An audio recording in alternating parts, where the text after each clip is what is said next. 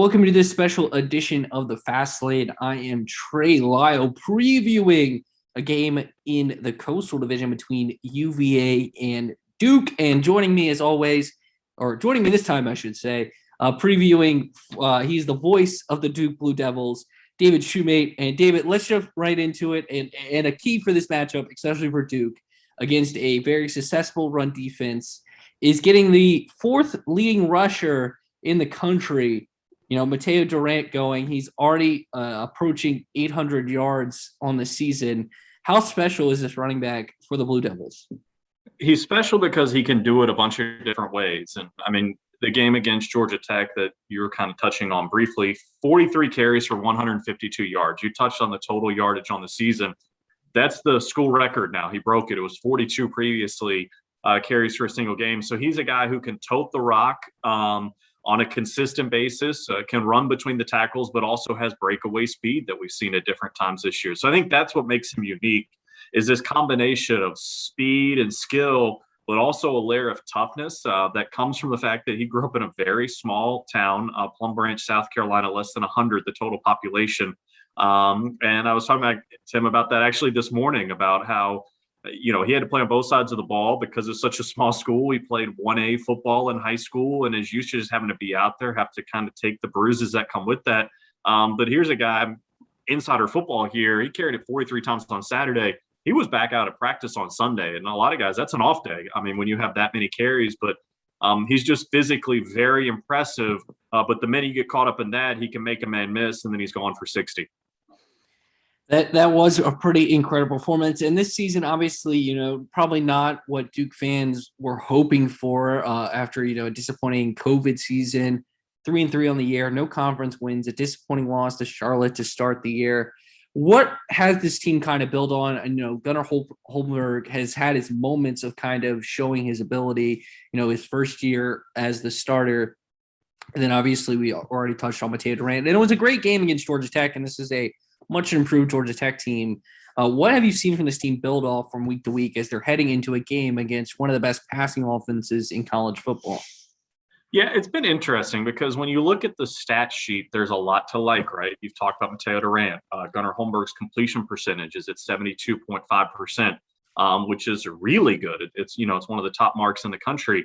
And you look at it, but the one piece that hasn't been there is maybe the points per game to match the yards per game, so to speak. It's no slouch what Duke is averaging when you look close to 32 points a game, but they're, 500-600 yards a game. The offense is clicking, but for one reason or another, it seems to stall out at times, whether that be a missed time penalty or a turnover or not converting on third and fourth down and short yardage. So there is a lot to like about what they've done in terms of offensive production, running the football, but also Gunnar Holmberg and what he's been able to do.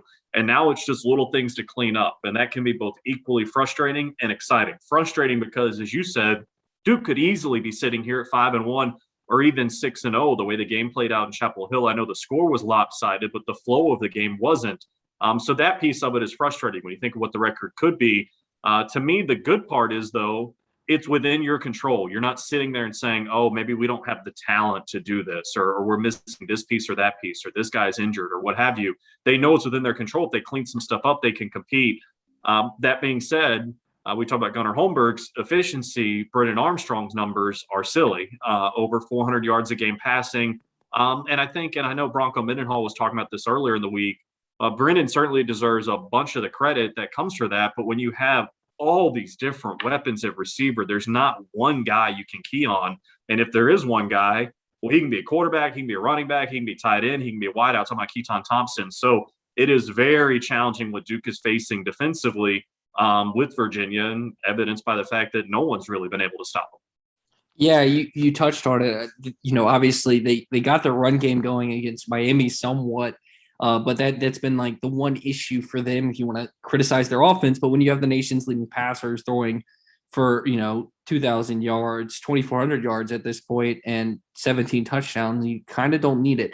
So going into that, the versatility for the offense, how big of a challenge is that for the Duke's defense? And where have they keyed in this week in terms of just facing this prolific passing attack?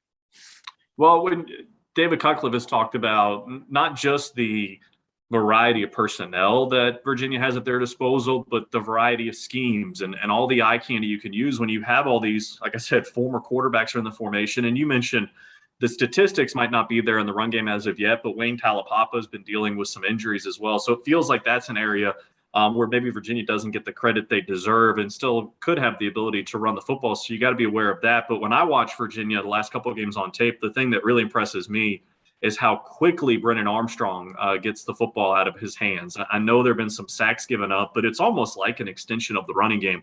These quick, short passes, if you choose to play back to try to prevent the big play, he's very comfortable just taking it 6, 7, 8 yards at a time and giving his guys a chance to make plays in space. So any defense, when you're spread out with that many playmakers, is going to have a hard time, and that's where Duke has their hands full. And I think anyone would say to combat that, the things you have to do, yes, Duke traditionally is a press man team. That's how they like to play their coverage, but you're going to have to blend coverages and give Brennan Armstrong different looks just to give your pass rush a time to have a chance to get after the quarterback so that maybe you can mess with his reads a little bit at the outset. But certainly the Blue Devils have their hands full defensively this week.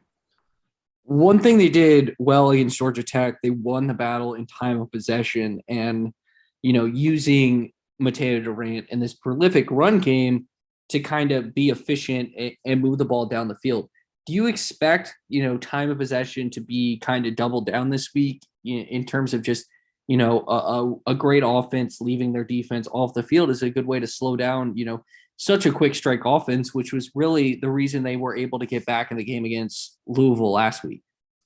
I've been around long enough. I've been around that long. I've learned not to guess because that's a great way to be wrong. But you're right that the stats seem to point to Duke's rushing attack and Virginia's passing attack. And logic would tell you that means Duke's going to have the football more because it just takes more time to run down the field. And there's more explosive plays in the passing game. So I think that's a piece of it. I do think that Duke feels good about where they are physically along both the offensive and defensive lines, and that also contributes to time of possession. I think the offensive line is one of those storylines. Mateo Durant, obviously the yards get the attention, but Gunnar Holmberg has been able to stand cleanly in the pocket. That hasn't always been the case here at Duke. I think you have to give some credit to what they've done up front. So, yeah, it is definitely a key on Saturday for Duke to win the time of possession battle. Not so much for what it means on the scoreboard. Obviously, you want to win the game, but exactly what you talked about, where David Cutcliffe wants Brendan Armstrong is getting something to drink over on the sideline. He does not want him on the football field. And you bring up a great point, too. It also speaks to you have to keep the pedal down against this Virginia team because Louisville probably thought they had the game won when it was 30-13 and still got more points on top of that in regulation. It wasn't enough as Virginia can go up and down the field. I was watching that game with Louisville. I mean, you take away a couple of the turnovers and a drop here or there, and Virginia might have scored 60. I mean, they were rolling up and down the field. It's impressive to watch. That is one issue that Brendan Armstrong has showed is the turnover bug at some points. How important would it be for Duke's defense to kind of get this upset on the road by getting a turnover or two, especially against if you're able to get pressure on Armstrong. He has been able to, he's been so good this year, but he's lended to making mistakes. It's crucial. I'm going to take a little bit different spin, obviously, because I come at it from the Duke perspective. I think the Blue Devils, first and foremost in this game, need to take care of the football. When they played Virginia over the years, turnovers have been a real problem. 7 a year ago in the loss in Charlottesville, even when Daniel Jones was quarterback here, he had trouble with the secondary. And the looks you get defensively from Virginia with the 3-4 and the linebackers getting into lanes and making, either breaking up plays or getting interceptions or making the coverage look a little funky. Obviously, Duke wants to be able to create some turnovers to win that battle. But I think more so for the Blue Devils coming into this game, it is taking care of the football. When you have two really good offenses, you don't want to give away any possessions unless you'd like to steal one yourself. Getting a pick or recovering a fumble. But I think first and foremost, you got to take care of the football yourself. All right, going into it, we typically, if this was a writer, which has been a majority of these, will give the prediction, but you're calling the game. So I don't want to do that, but I will say the line in this game is 11, over under 69.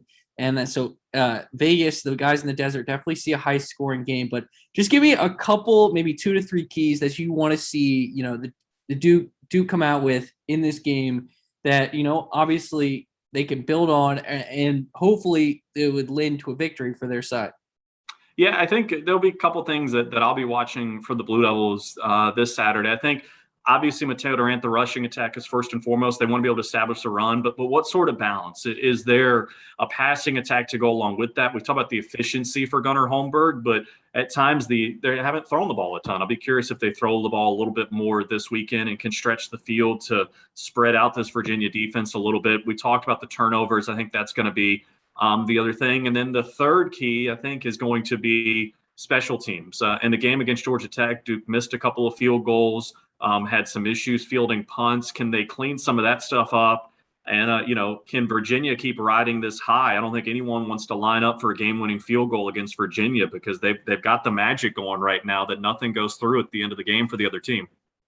Yeah, I get that. Absolutely. Well, David, I want to thank you so much for joining me this week. But before I let you go, I want to ask, we had tons of UVA fans listening, but I would love to ask how they can connect with you. Obviously, you're going to interview Coach Cutcliffe a lot throughout the season, but also I think most importantly is you're going to be near Coach K during his final season and kind of along that journey, and that would be a cool journey to follow. So how can fans connect with you as we have the rest of the Duke season and then obviously heading into basketball season, which is a big year for all of college basketball when it comes to the Duke Bluedevils?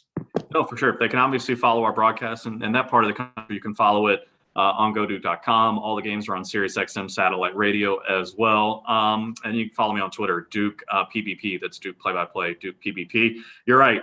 It is going to be a very unique season. Actually, the night before the game, I'll be here in Durham as we do our Midnight Madness event called Countdown to Craziness to get it started with the basketball side of things. And it'll be the first time Duke's had fans inside that building in 19 months for a basketball event, because obviously all of last year there were no spectators, no family, no anything. So it's going to be crazy on Friday night, and then looking forward to football on Saturday afternoon. Well, David, thank you so much for joining me, and thanks for everyone listening to a special edition of the Fast Lane. As always, you connect with us, Fast Lane, Ed Lane, Facebook, Twitter, and Instagram, and connect with me at Trey Lyle VTE, Facebook, Twitter, and Instagram. Thank you so much for listening to this special edition of the Fast Lane.